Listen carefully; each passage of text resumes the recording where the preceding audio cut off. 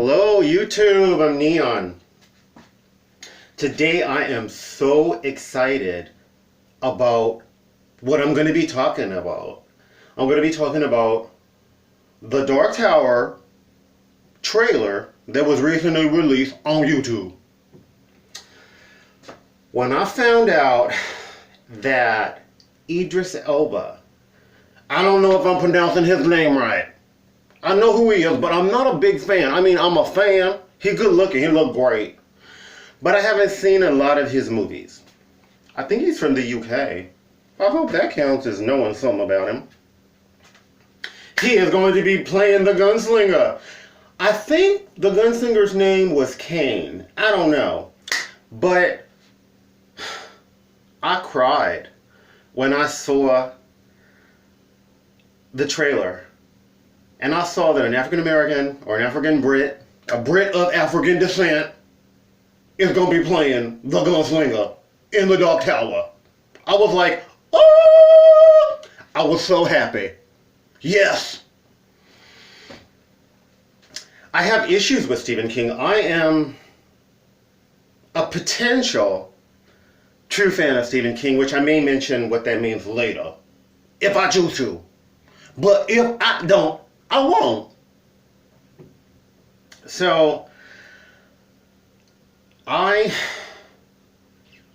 have issues with Stephen King. I might mention that later too. So I'm African American or African American mixed, whatever. And I'm very concerned about social justice issues. I've been called a social justice warrior, and I wear that label with pride. I wear it with pride. Not only when I see African Americans or Native Americans or Latinos or people of color being depicted in really unfavorable ways, or ways in which we in our culture we don't appreciate sometimes the way we're depicted by the majority persuasion on the big or small screen. 'Cause it ain't right. But I've been called a social justice warrior. Also, we as people of color, we don't like not seeing our faces in the big productions. We like seeing people of color in the big productions. Why? Because we do. We think we look pretty. That's why. And if you don't like it because you're the majority of the majority persuasion, all I can say is, you better stop your evil ways. So when I saw Idris Elba, I cried. I mean, tears rolled down my face. I thought Stephen King had to have something to do with this because that man got pulled. Okay? That, to me, that's an apology for offending me with some of his other books, which I have read. I've read about 20-something of his books. One true Stephen King fan, she was like, reading his latest book, right? The last book he had written at that time. And I was like, I consider myself a fan, although I'm a potential fan, because I haven't even read more than half. Real fans have read more than half of his books. And if they started reading his books like 30 years ago, like I did, and they ain't read them all, they not a true fan. Stephen King's fans, they are something else. At first, as I was preparing this, I was going to say they gangsta, but they ain't gangsta. They wangsta. They ain't wangsta either. But you know what they are? They're like mice or snakes. What happens when you put a mice or a snake near a gangster? Most of them go run, scream, cry, and they gonna flee. They don't like, why? Because they scary. Now as for me, if you put a snake or a mice near me, yes, I'm going to scream and I'm going to run too. And I'm a sissy. And I'm going to scream and I'm going to run. So that's what Stephen King fans are. They're like a snake or a mouse. They scary. That's tongue in cheek. I'm just joking. Anyway, so I've been criticized for being a social justice warrior. And I believe that the majority persuasion, when they tell me, you can't be looking for gender equality, which I don't like the way women women of the majority persuasion, women of color. I don't like a lot of the way they're depicted in the big and small screens. And I don't like the way, and I don't like the fact that a lot of the mistreatment of women, you don't see the mistreatment of men by women. It's very rare. Big old deal about Misery. I saw Misery, did not read the book yet. There's a big deal about Kathy Bates' character breaking his ankles, and it was traumatic for Kathy Bates and Han or Khan or whatever his name was, and making it work, and people were so worried about it. And I'm like, when I watched the documentary about how they orchestrated that scene, I got to blow my nose. You're going to have to excuse me.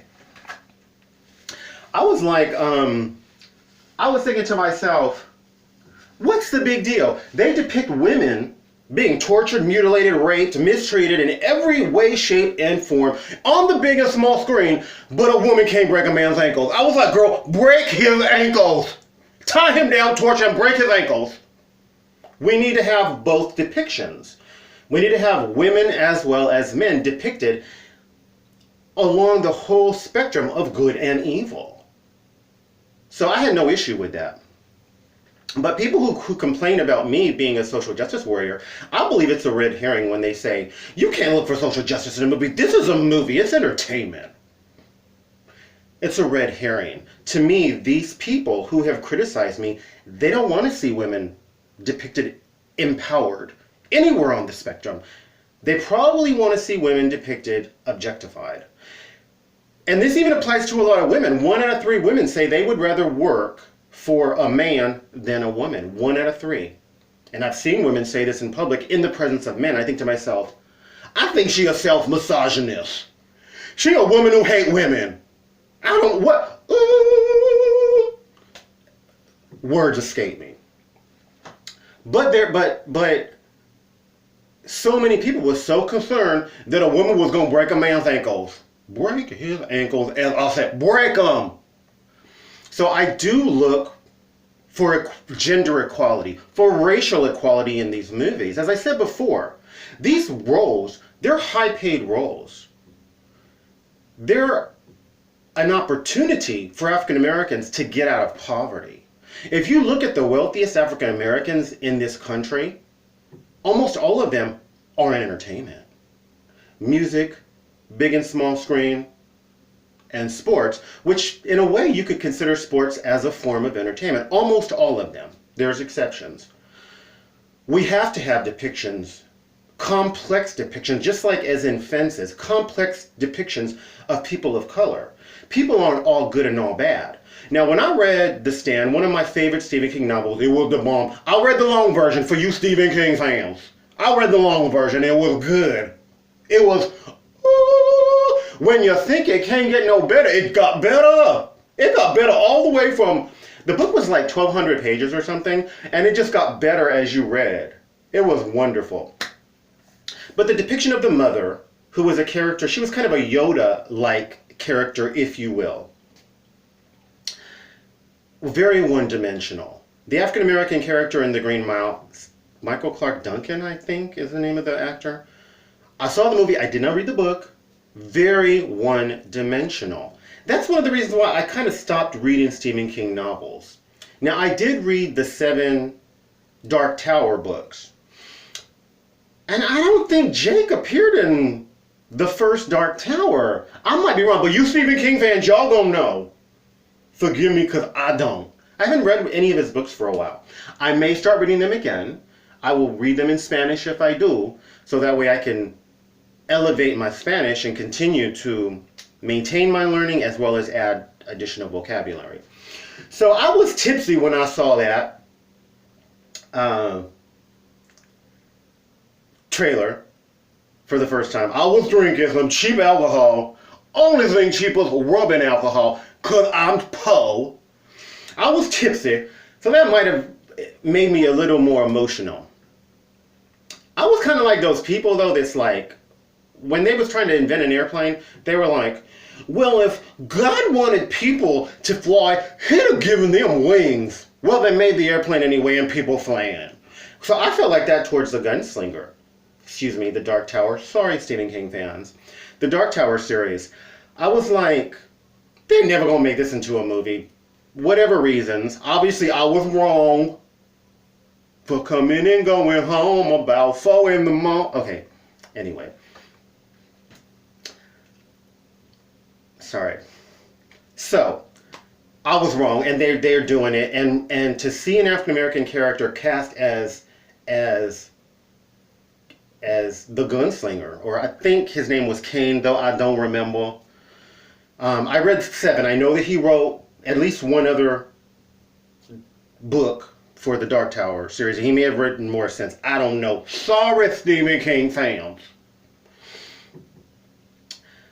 But it kind of restored my faith in Stephen King, because I was a little pissed once I heard African Americans talking about how the majority persuasion, when they write or depict characters, they think they're doing us a favor because they're writing about an African American character, and they can't even depict them as real people. They're depicted as caricatures of people, as caricatures, right? Like a cartoon character.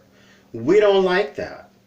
And I do believe that at least in 2 of Stephen King novels, he did that. They're kind of like, Plus, obviously, he's a liberal or a progressive, which I am. I can appreciate that now. I won before. And he's very conventional in that sense. His books are very, they cater to a very progressive, which is fine, but it's very conventional. It's very safe. Maybe I shouldn't be judging him so harshly. He is the master, not of horror. I think he's considered supernatural suspense. I don't know what the Stephen King fans think, but what they think is right. So, this is just a talk. Somewhat tongue-in-cheek. Somewhat tongue-in-cheek. But it's my thoughts. I'm elated that the gunslinger is going to be played by a person of African descent. I think it's wonderful.